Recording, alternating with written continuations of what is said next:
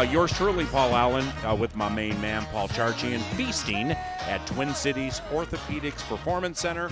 And you will be hearing from several today joining the 9 to noon radio presentation to discuss some of the behind-the-scenes facets that not only went into this breathtaking facility coming to life, but from a public standpoint, some ways you will be able to get closer to this facility, whether it involves the stadium that's mostly constructed, the training camp, stuff like that, but also via the Vikings Entertainment Network. Now, yours truly has been privileged enough for a decade plus to do a TV show for the Vikings Entertainment Network called Vikings Game Plan. Now, via Fox 9, we also do a game day show called Vikings Game Day Live. At Vikings.com, Wabi and I, following each game, we do something called Between the Lines, and we do a lot of work. I do a lot of work with the Vikings Entertainment Network and Vikings.com, but Vikings.com and the VEN, they put a lot out to the public that really brings the team to life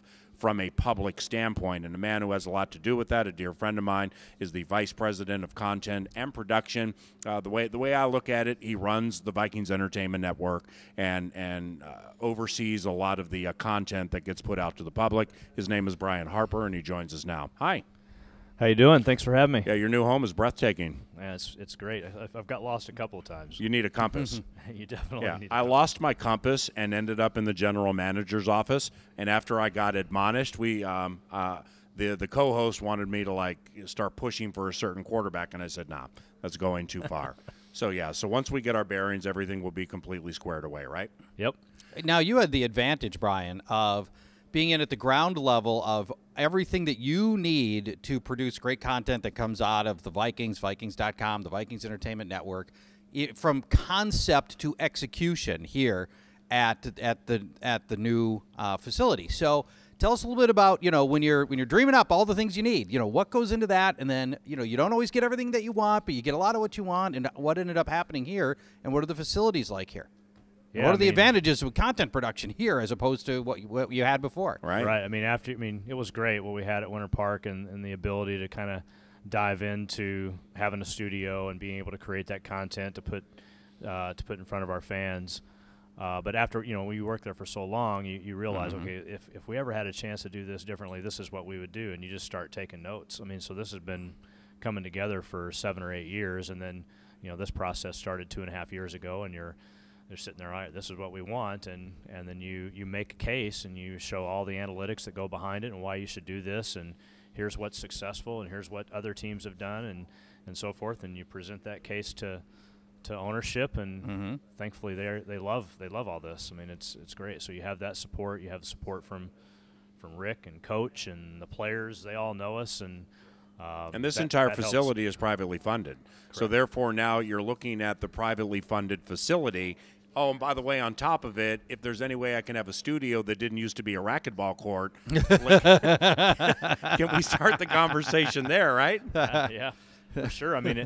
Winter Park's deal was 420 square feet, and just our main TV studio now is 1,760 square feet. That doesn't count the other spaces like your deal, the radio bit. Yeah. Can be doing all your shows out here if you want. Yeah, to that point, help Winter Wonderland Wednesdays. Brian, help people and help fans know how the content that they have been getting is going to be better now with all of the advantages that you have here. Well, really for us, it's a little bit of it will be speed. The efficiency side of things is going to be great. So from a workflow standpoint, we used to have to capture a bunch of stuff and then go back and edit it and then post it. But the way to work now, we'll have the option to go live with stream things. directly from stream it to the app or to social, whatever it is. It's just going to depend on each individual piece of content where it makes sense to go with it. But think from that standpoint, you don't have to produce it on the back end. Right. So that's going to save time. It's going to allow us to do more, give us some great flexibility. And I think I really look at this coming year as a year of educating folks, learning, and really look then to 2019 to where we're really going to have it honed in. But just what we're going to be able to bring to the table this year is exciting, and I can't wait to get some feedback from fans as we move forward. Same.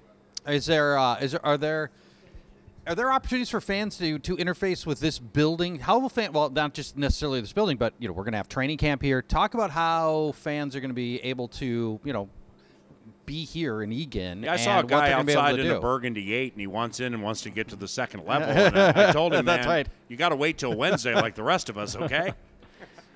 I think, from a fan standpoint, obviously a lot of it's going to go around training camp and the stadium and what events end up coming to the stadium as we move forward. That project is still going, and we'll run into June. So we'll still have to learn a little bit about how that's going to work. Our focus, as it was with the stadium and as it is with content, is always the best fan experience we can possibly have. One thing that we will be able to do, though, in the studio that I mentioned a second ago, the team meeting room, the auditorium, which is really nice, holds about 170 people. Yeah, it's unbelievable. There's an acoustic wall that divides the team meeting room from the actual studio space. So if we did want to do a live TV show or have some sort of audience for the TV show, whether we use our rewards program to get people out or whatever, we will have the ability to do that, which will be crazy. A lot of people are clamoring to watch Bursich film, and see exactly how he goes through analyzing the adversary down the road. I think I remember we had maybe 2 or 3 people out one time ever at the previous TCO studios at Winter Park, and it was way too many people in the room, and Bursich was stinking it up. So that would be like that. So, that'd be paid. For those who do watch Vikings Game Plan, and we do the film segment with Pete Bursich, which is one of my very favorite moments of that show because he's an elite football mind. Hopefully I'm not putting you and or the VEN in a bad spot here, but for future endeavors with Twin Cities Orthopedics Performance Center and things changing with what the public will hear and or see, are there going to be capabilities to take things to the next steps graphically and from a design standpoint and stuff like that? Absolutely. I mean, that comes into your prep work and what you put in advance, but as I was mentioning about workflow, all that stuff will be created, and we'll have operators in the control room that can just kind of add that as you go. Mm-hmm. There's a dedicated screen for film, interactive touch screen, 85 inches, I think. So, we'll have various areas within that 1,760 square feet. There's 4 of them to be exact. A main desk, an informal area where you have more relaxed style content, like we're sitting here right now. A stand-up area with vertical TVs that if you want to can be slid together to create additional programming opportunities. Well, the facility's been around, for those to work in for a week, right? Yeah, we've been here for a week. Yeah, you've been here for a week. So, you've been in your new home for a week. We figured it all out. Everybody's still all wide-eyed. But 9 to noon, what area would you call this where we are now? Where we're sitting right outside the Gatorade Fuel Bar. Okay, by the field house. Yeah, right next to the field house. But when 9 to noon does radio shows for organized team activities, mini camp, training camp, charge.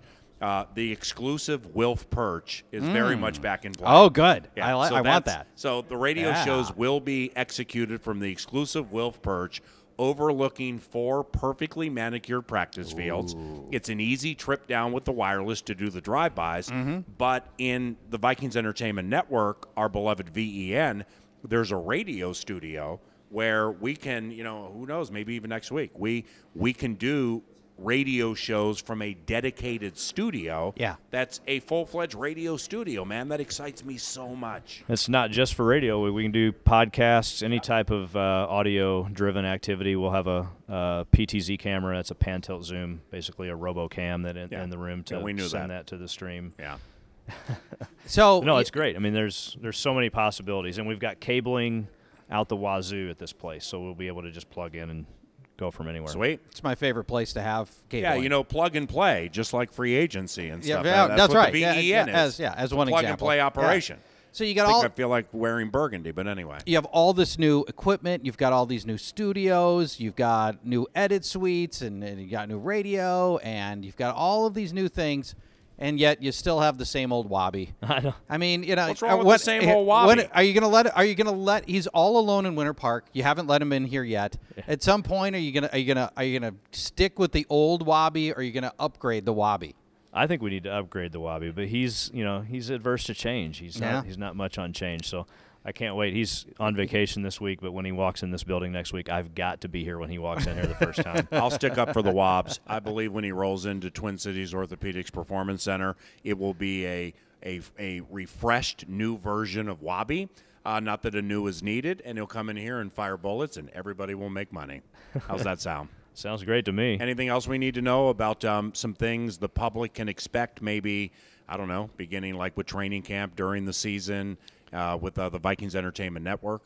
Yeah, I mean, I just think stay tuned to all of our platforms, whichever one that the fans consume on, and whatever one for each specific person. Yeah. There's going to be new stuff everywhere. A lot of great stuff. We'd love to hear feedback. So just keep an eye out. Thank you. I appreciate it, Brian. No, I appreciate it. Thanks, Brian Harper is Vice President of Content and Production for the Minnesota Vikings, works with the Vikings Entertainment Network.